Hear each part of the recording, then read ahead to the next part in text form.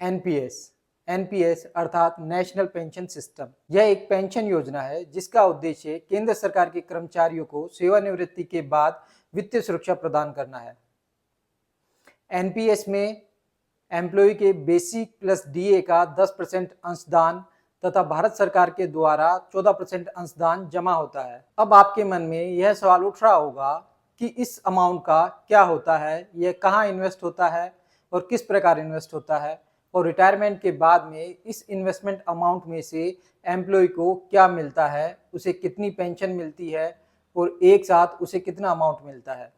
तो आइए जानते हैं इन सभी सवालों के आंसर्स को। एनपीएस स्कीम में सबसे पहले एनपीएस सब्सक्राइबर को एक पीएफएम अर्थात पेंशन फंड मैनेजर का सिलेक्शन करना होता है। यह पेंशन फंड मैनेजर्स पीएफआरडीए द्वारा रजिस्टर्ड होने चाहिए, जैसे कि LIC, SBI, UTI, ICI prudential, Kotak Mahindra, ये सभी पीएफआरडीए द्वारा रजिस्टर्ड है। पीएफआरडीए एक विनियामक एजेंसी है जो पेंशन फंड को रेगुलेट करती है। पीएफआरडीए मतलब pension fund regulatory and development authority. जब एनपीएस सब्सक्राइबर पीएफएम अर्थात पेंशन फंड मैनेजर को सिलेक्ट करता है तो उसके बाद में उसे एक इन्वेस्टमेंट स्कीम का और सिलेक्शन करना होता है। यदि कोई एनपीएस सब्सक्राइबर किसी पीएफएम को सिलेक्ट नहीं करता है और किसी स्कीम को सिलेक्ट नहीं करता है तो उसकी डिफ़ॉल्ट स्कीम के तहत इन्वेस्टमेंट होगा। इस डिफ़ॉल्ट स्कीम में एलआईसी, एसबीआई और यूटीआई के द्वारा इन्वेस्टमेंट होता है। So after selection of PFM, NPS subscriber को इन्वेस्टमेंट के लिए दो ऑप्शन मिलते हैं।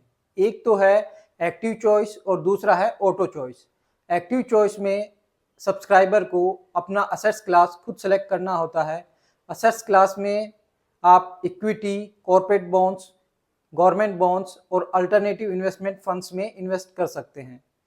तो एक्टिव चॉइस में आप यह डिसाइड कर सकते हैं कि आपको इक्विटी में कितना करना है, कॉर्पोरेट बॉन्ड्स में कितना करना है, गवर्नमेंट बॉन्ड्स में कितना इन्वेस्ट करना है।